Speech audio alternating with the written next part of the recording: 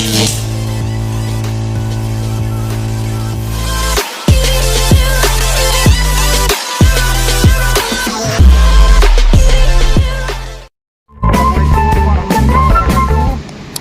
lagi di YouTube channel Safari MBO.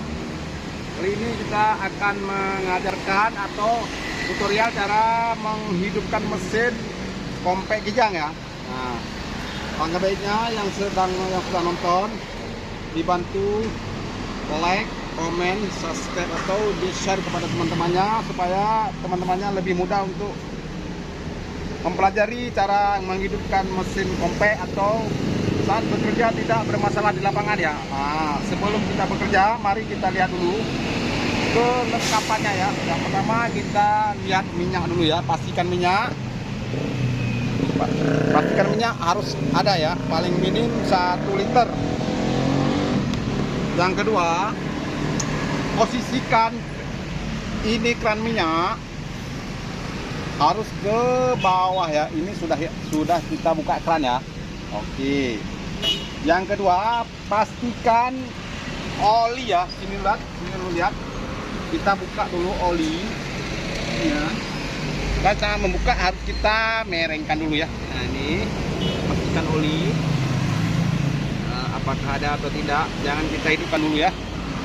Nah, lihat dulu.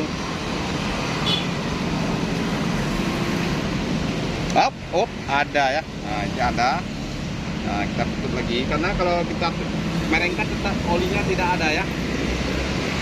Jadi, kalau olinya berkurang sebaiknya jangan dikasih hidup dulu ya. Kenapa? Nanti bisa saat bekerja bisa jim, kan fatal saat kita bekerja. Oke. Dan untuk selanjutnya ini ada saklar ya, saklar on off ya. Ini kita posisikan di on. Oke. Sekarang ini ada 2 ya. Ini ada 2. Yang di atas cok.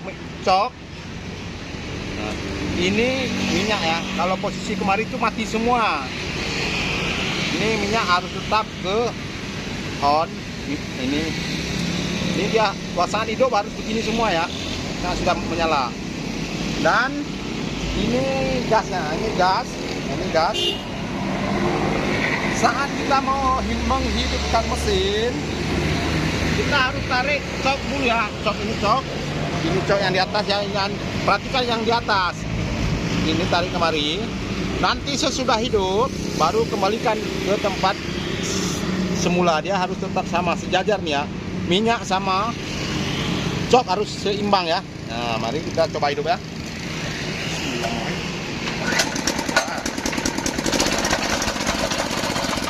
Hidup ya kan. Nah, perhatikan itu kan. Karena nanti kalau ini ke bawah ke sini tetap mati dia dalam jangka ya, mati kan. Nah, posisikan pasti harus ini yang sejajar ya. Nah, mari kita coba lagi.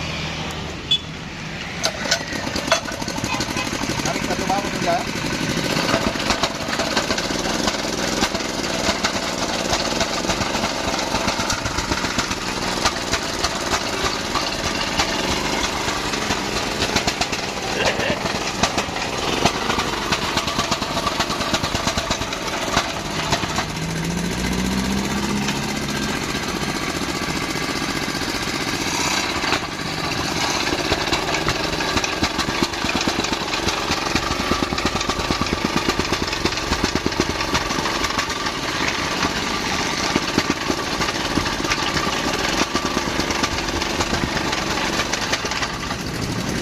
Dan saat bekerja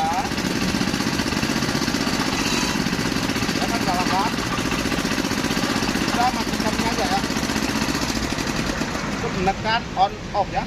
Nah, dan saat bekerja kita tidak boleh bekerja kita memaksa.